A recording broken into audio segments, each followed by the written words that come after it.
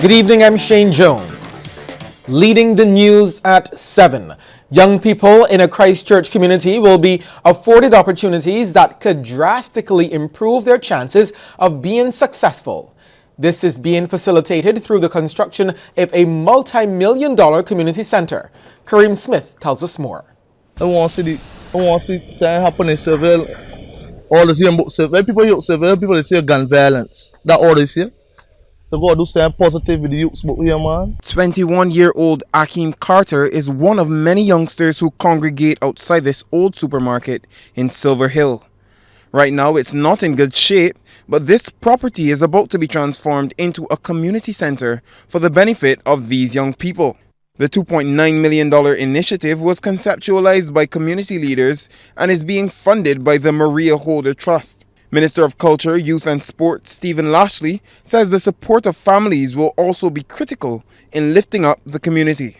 Without the support of the family, without the support of our parents, our guardians, the entire community, their lives will not be as enriched as it should be.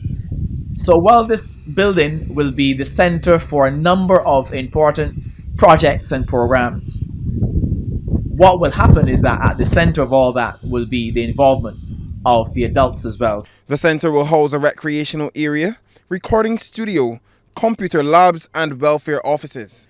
Trustee for the Maria Holder Trust, Mary Brewster, encouraged the young people to treasure the gift. You are the Silver Hill community. You are family and the guardians of each other, chosen guardians of this neighborhood, and now the physical building which you will enjoy very soon. The young people are excited about the project. As Frank Timmer was a baby, actually from a little girl, like 5 years old, when the supermarket was abandoned, they said that they were to do something with it, and these years passed by. Now he's 21 years old, so imagine how long that is. So I'm very grateful at least to stick to the words. It will help me more in my schoolwork and help us do better and help us get better jobs. It will help create jobs for the people in the community and help the youth also, but they're definitely needed. The program, which was conceived 10 years ago, is expected to be completed in 6 months' time to help give youth the type of community they want. Well, what I want to see for the young people in Seville is just the youths to be happy and everybody just come together and just build a good vibe off of everything and just see the youths rise and everybody just live happy. Kareem Smith, Cbc News.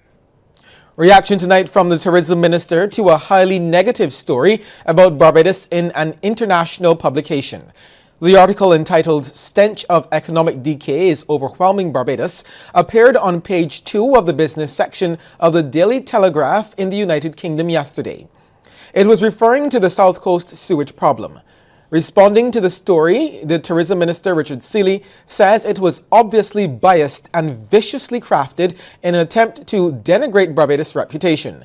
He also says he's confounded that the Telegraph, a long-standing media partner of Barbados, would print such a scathing article about the country, which spends significant sums in advertising with them annually, without doing the courtesy of making an inquiry.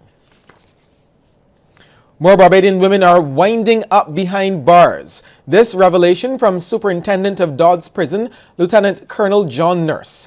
However, he says despite this, the female population at the prison remains relatively small. Sharika Griffith has that story.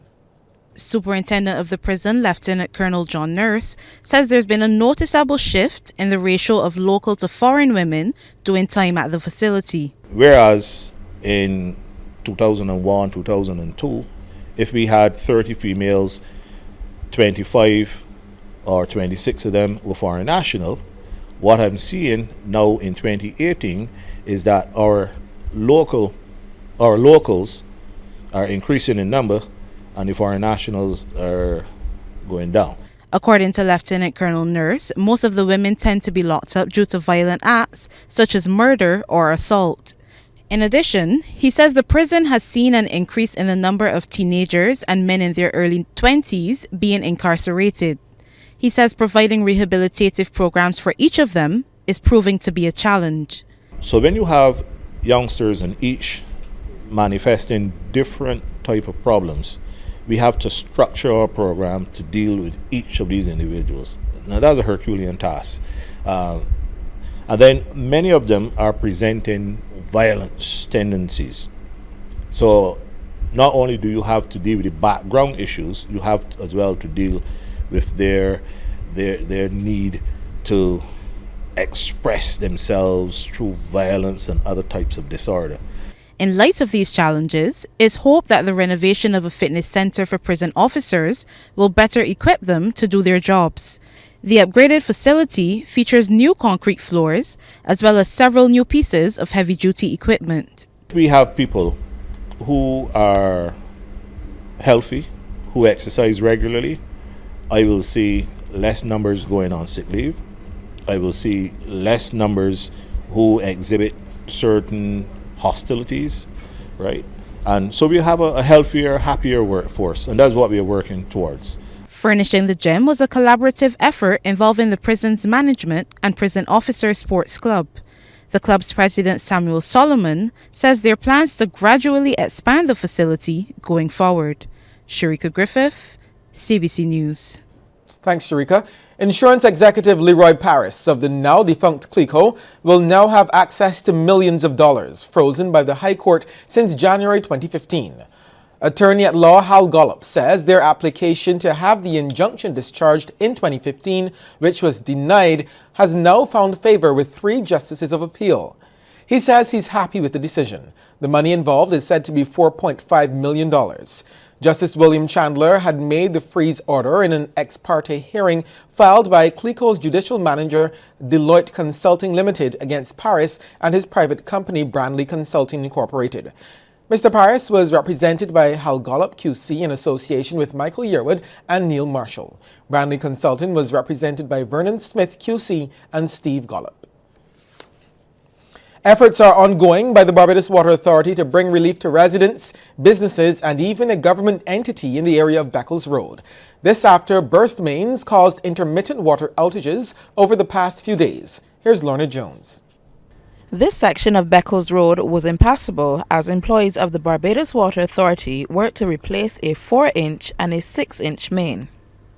The 2 mains first ruptured over a week ago, and while the BWA would have been pressed into action at that time to fix them, subsequent issues arose. However, the BWA's Manager of Communications and Rapid Response Unit, Joanne Hay, says they are working to provide a more permanent solution, including laying new pipe along the road.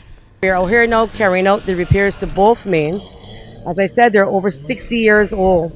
So every time that we're turning on, obviously then the mains are rupturing again at the weakest point. So we're putting in 2 additional lengths of pipe in order to help rectify that. And when we're finished, we're hoping that, providing all goes to plan, that we wouldn't have any future ruptures on this main at the rate that we've been having it recently. When CBC visited, a number of BWA water tankers were dispensing water to residents and entities in the area. Ms. Hayes says they are working to fix the issue as quickly as possible to return normal service. It has impacted several agencies, emergency facilities such as the Geriatric Hospital and Bayview Hospital, the Rapid Response Unit of the Barbados Water Authority, which will be the tanker service. They have been out since 4 o'clock this morning, making sure that everything is okay with the hospitals, and of course the residents in Beccles Road, Curran Avenue, Browns Avenue, some of the areas have been impacted, as well as the government headquarters also being impacted. So we are working as fast as we can concerning the facilities that have been impacted, and of course the residents in this area. One of the affected residents is Irvine Big Red's Street, who is from Gullyfield Avenue, where he also runs Big Red's Gym. He says while the issue has been ongoing and has impacted his comfort at home and his business, he appreciates the BWA's efforts. What we are getting water from the tanks, that is great. I can't complain. The building is nice, they help one another, they're nice. The water tanks are nice. But what they want to do also is then you finish one evening and the dust is on the road blowing because the school children going along. You can get sanitizer or whatever it is, spray the road to keep the dust down because it's coming in your homes too and you don't really want that. Ms. Hayes says the BWA will be continuing their mains repair program across the island to replace the old cast iron pipes, some of which are around 100 years old. Lorna Jones, CBC News. One Bayville St. Michael resident will not have to worry about being affected by water outages anymore. The Barbados Water Authority will be donating and installing a personal water tank free of cost to Anna Beckles, who lives in Pipers Avenue and she's blind. Following water outages due to ruptured mains in the nearby Beckles Road, BWA water tankers would have visited the area. Two BWA employees, driver Gregory Springer and laborer Hayden Bostick, recommended Ms. Beckles receive the tank due to her difficulties in collecting her own water. Ms. Beckles is happy to have been selected to receive the 400-gallon capacity tank. Actually, it's a surprise because nobody even called me and told me anything. It just was like wonderful surprise. What a beautiful surprise. The BWA's Manager of Communications and Rapid Response Unit, Joyanne Haig, says while the response to their personal tank program has been good so far, she wants to see more people investing in tanks. They have been embracing. It's just unfortunate that people wait until there is a problem then to come and get a tank. And I would like to reiterate that you really do need to get a personal tank because it's hurricane season. We saw Category 5 hurricanes only last year. We have a lot of old mains which would then take you offline, so you need to get a personal tank as well. Then you can have a power outage which would then impact pumping stations. So we have so many factors that would result in a water outage. And we're asking you, kindly invest in storage so that you can continue your life with minimum disruption. Whole Town is poised to become the first community in Barbados to receive the UNESCO internationally approved Tsunami Ready Certificate of Recognition. Director of the Department of Emergency Management, Carrie Hines, hasn't ruled out the possibility of other towns doing the same. We are always open. We would hope that having this exercise today and going through the process of the road to recognition, that more communities would want to come on board and increase their community readiness. We would like a whole of Barbados tsunami ready recognition, but of course once communities come on board, we are open. You can always call the Department of Emergency Management, speak to the district emergency organization in the area, and you can indicate to us that you want to be tsunami ready. Ms. Hines says there are only a few more tasks for Whole Town to complete to earn the designation. The erection of signage as it relates to the evacuation routes, the designated hazard zones and safe zones. But all in all, we do have, I would say we would have completed at least 7 of the 10 criteria that we have in place. Yes, we are definitely on the road to recognition, and hopefully because we expected that we would do this probably in 6 months or so. We've given ourselves 6 months to a year.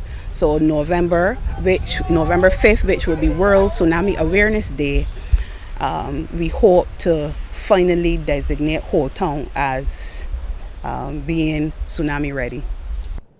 Okay, we'll take a short break here and come back with more news.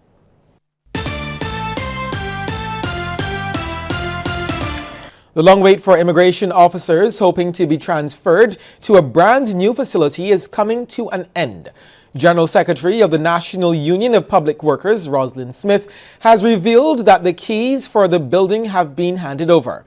The facility is located in the Princess Alice Corporate Center, and the immigration officers could be relocated as early as next month.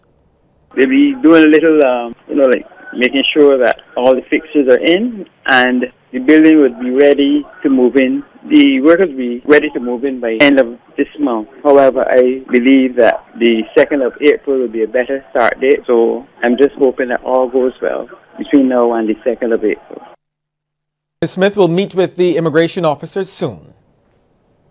Visiting the workers at the headquarters on Wharf Road and to give them an update, and we will see how things go from there. It has been a long struggle, and I think the union, at the end of the day, is pleased with the success of its rigorous activity in ensuring that the workers will be placed in an environment that they conducive to work.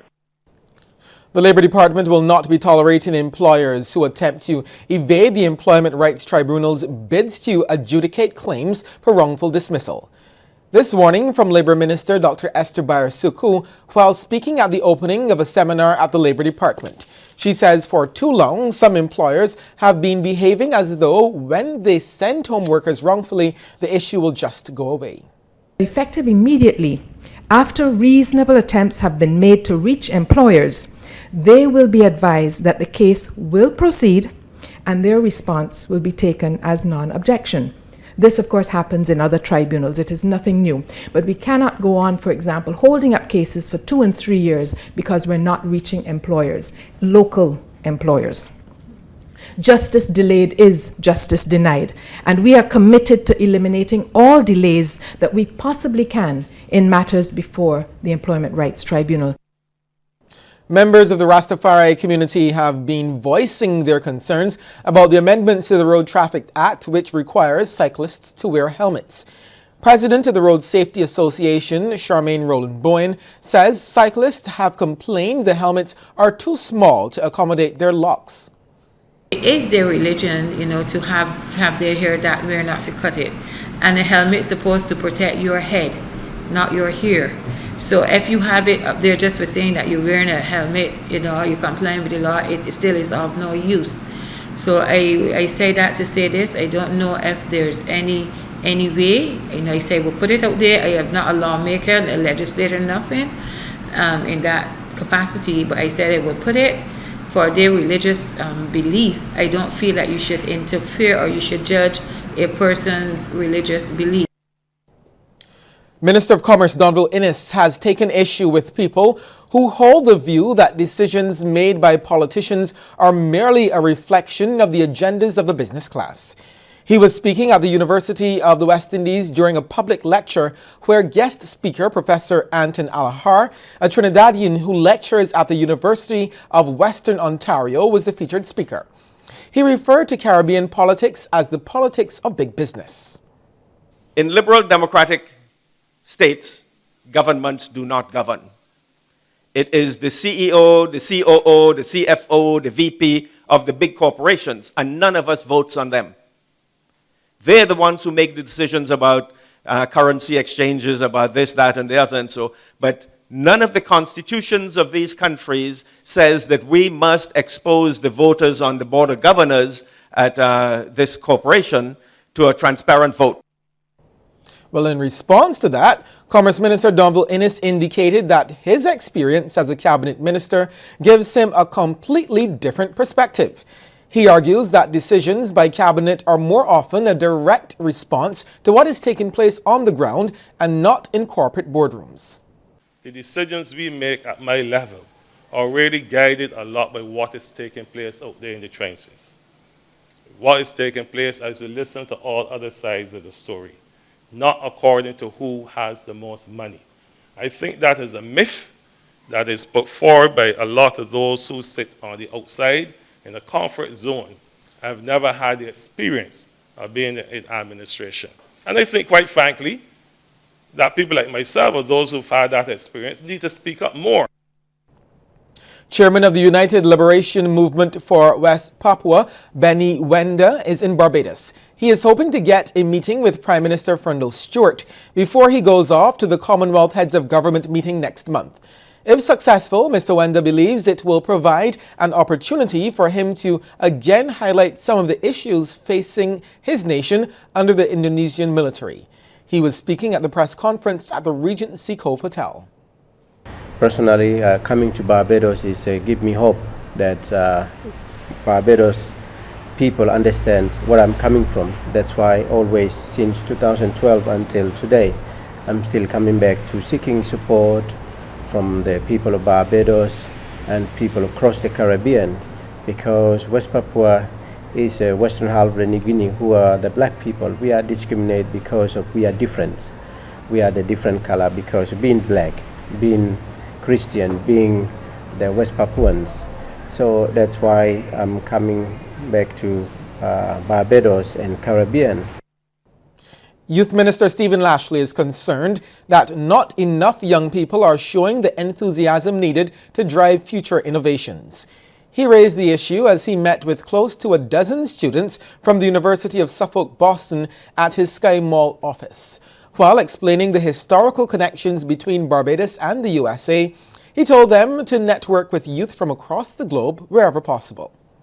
We'll invent the outfits now that you just gotta flip a finger and it comes around you without having to put them on mornings. So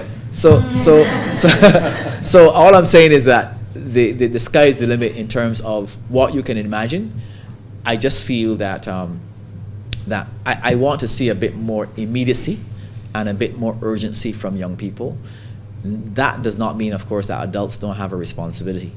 But in a sense, I think that most of the solutions that will come up will come from you. Associate Dean of the Students at Suffolk University, Sean Newton, thanked the minister for meeting with them. I believe that this opportunity here really helps to accentuate a lot of the values and the learning outcomes that we were hoping to develop through our Student Leadership and Involvement Office through this program. I think that our students have had a really good opportunity to meet various people on the islands. Everyone seems so knowledgeable. It seems like everyone we walk into is a historian. After the break, we'll check in with our regional neighbors.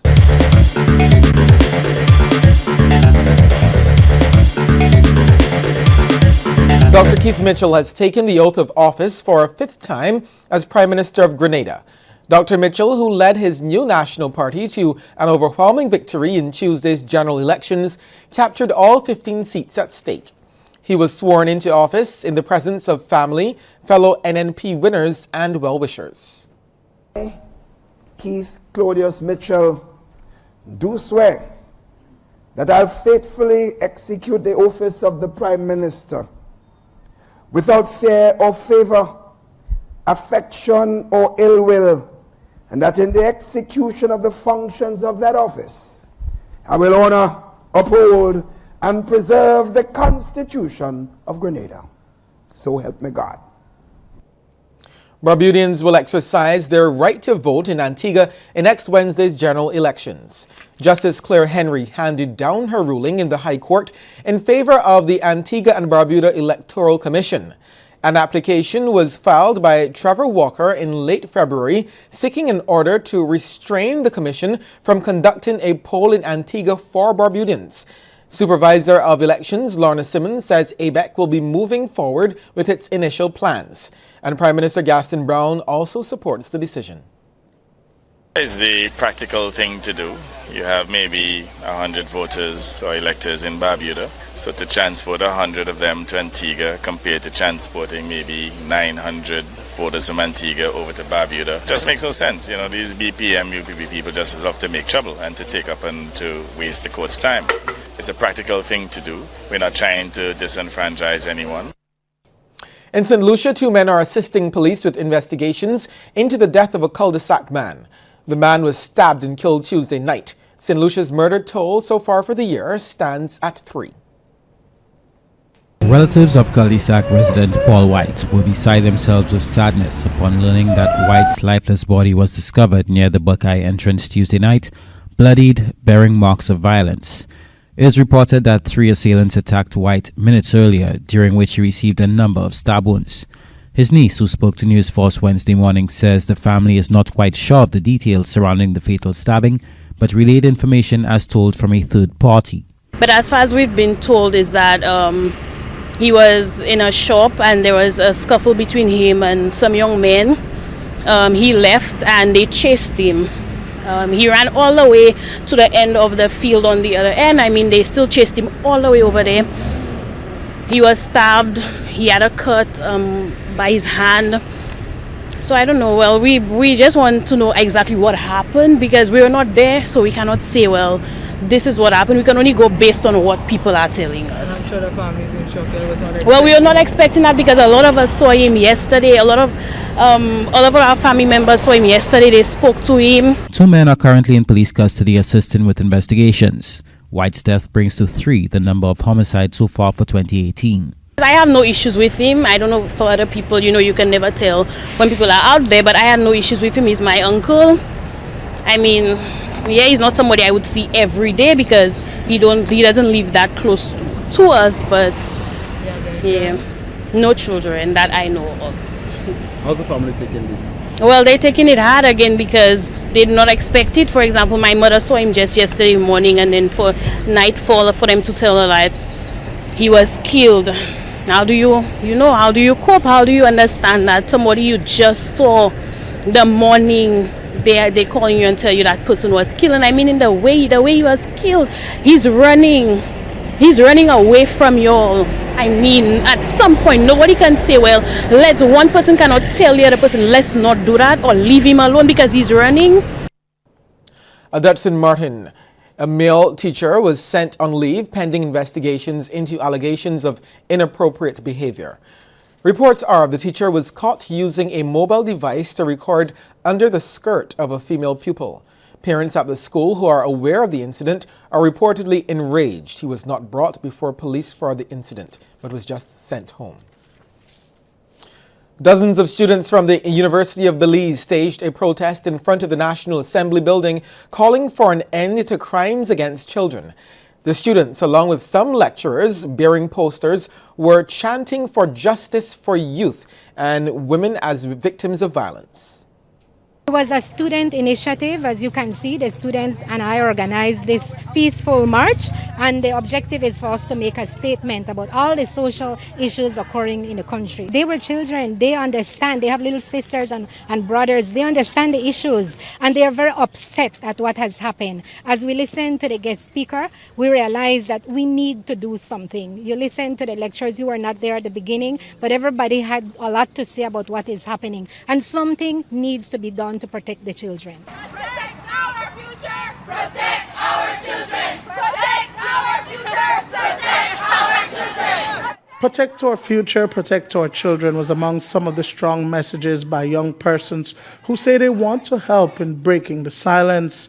The students from the National University say they represent the thousands who could not attend due to classes and tens of thousands more across the country who are crying for help. We're trying to show them that we are aware, and we're not expecting change overnight. That's not a realistic goal, and it's just not gonna happen. But we know that we can be united, and we're saying to everybody out there, watch the news, pay attention to what's happening in your country, know your laws. If we know this and we unite, we don't have to wait for them to make the change. We can make the change.